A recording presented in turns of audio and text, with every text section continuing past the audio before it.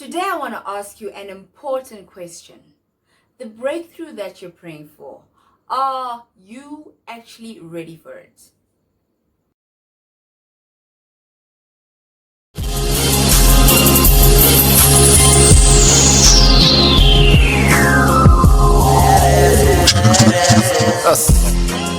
Welcome back. My name is Entle D and welcome to my channel. The channel is called Entle D, Unleashing the Giant Within. That is what I am called to do.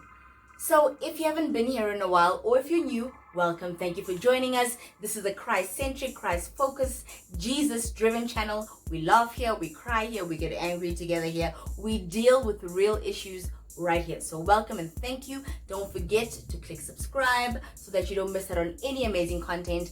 And of course, hit the notification button because I'm posting differently lately, 3 times a week on a Monday, a Wednesday, and a Friday. But let's get to why we're actually here this Friday. So, as mentioned at the beginning of this video, breakthroughs. I think all of us at some point in time, and majority of the time, we are trusting God for a breakthrough, we are praying to God for a breakthrough, but are we actually ready for this breakthrough? Do we understand what goes into getting a breakthrough from God? I don't know. So, for example, we say things like God, the Alpha, the Omega, which means God, the beginning and the end. But that is not all that God is about. Do we realize that as much as He is Alpha and Omega, God is also the in-between? He's not just the beginning and the end. He is God all the time. He is God consistently. He is God constantly. He is God all the time. So what does that mean?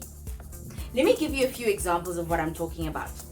Now, we all know the prophet Daniel. For whatever reason that you know him, but we know him. He's got a book in the Bible called the Book of Daniel. He's a prophet, and he really was a prophet of faith. He was someone that did not wait to seek the face of God, but he would go ahead and do things because he had an intimate relationship with God. He understood God. He knew how and when God would come through, and he had faith, and that's why God showed up. So most of what we all know and we do is usually at the beginning of the year, we have a 21-day fast. It's called a Daniel fast, and we do this because we're trusting God to navigate the year for us in a specific manner or a specific way, right? And we're always told about the prophet Daniel that prayed to God, and he wanted something specific, and it took him 21 days to get this thing, even though God had actually sent his response and answer to this prayer on the first day. We're told about this angel that came down and told Daniel that, you know what? God actually answered you on the first day, but I was busy fighting all along to get to you. I was fighting the Prince of Persia in one of the levels of heaven. That's another story for another day. We will get to all of these things, the 3 heavens. But that is not what we're talking about. We're talking about the prophet Daniel. Now, the prophet Daniel and his friends. If you remember his friends in the furnace, Meshach, Shadrach, and Abednego, remember them? They are also part and parcel of what I want to tell you about. Now, the one thing that is common with both of them, when I say both, I mean the prophet Daniel and his friends, is that God did not take them out of what they were going through, right? When the prophet Daniel had to go into the lion's den, do you remember that? So he went into the lion's den simply because he would not stop praying to God outwardly and visibly, and instead pray to the king. He remained faithful even in the face of adversity. So he was thrown into the lion's den because that was a rule that was created simply because they wanted to destroy him, right? First example. Second example was his friends, Meshach, Shadrach, and Abednego. They were thrown into the furnace as well. God did not take them out. God does not take you out. I'm going somewhere. Stay with me. I'm going somewhere. All through these 2 examples that I'm telling you about, and there are many others, God was with them in the situation. Let's look at the term breakthrough. When you're praying to God for a breakthrough, or you're trusting God for a breakthrough, break. When you break something so that you can get past it, right? You get through it, right? You don't break something to go around it or to go over it or to go under it. No. You break something to get through it. Now the through means there's a movement from here to go there, right? You move from here to where?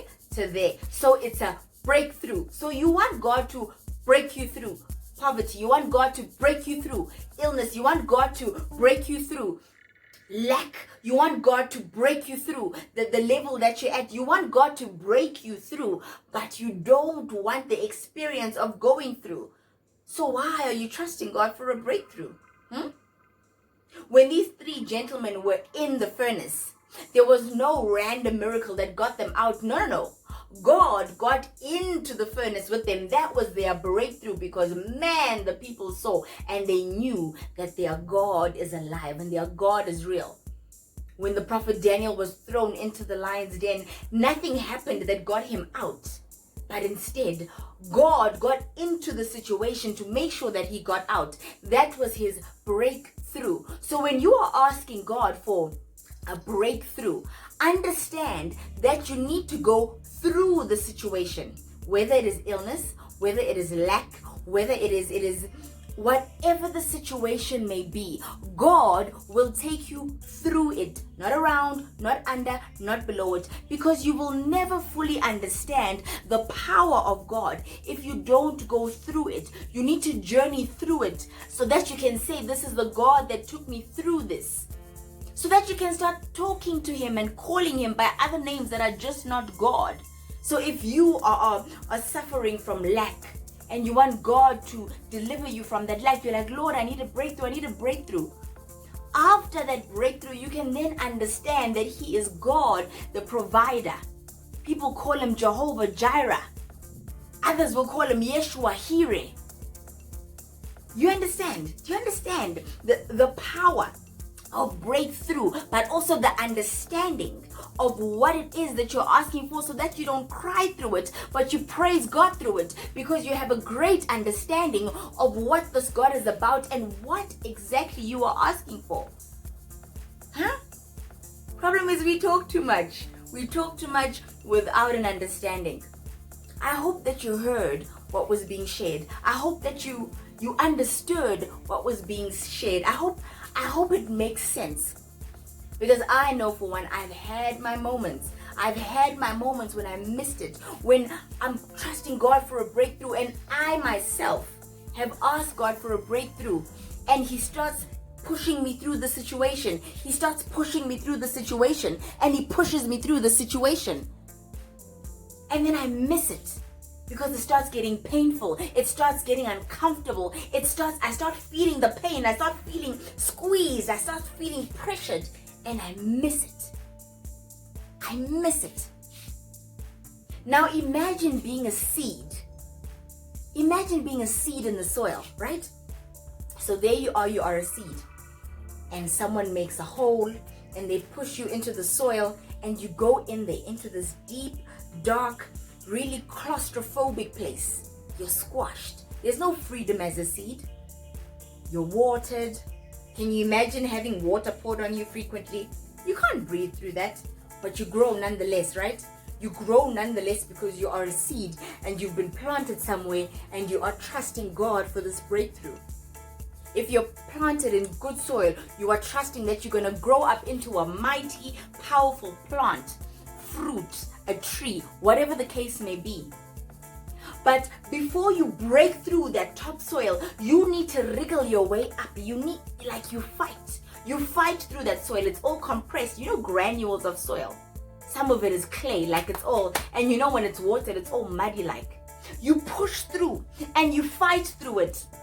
And you are trusting God, because you know that there's a through, there's an after, there's that top layer of soil that you just need to hang in to push through, and then you can blossom and be free and spread your buds and spread your wings and finally start becoming who God intended you to be, whether it's an oak tree or it's an apple or you're a pumpkin or whatever the case may be. But there is a through after whatever the situation is that you're dealing with right now. God is a God of breakthrough. God is a God of process. God is a God that you can trust to take you from here to there. And He's not going to throw you there. He's going to take you through the process.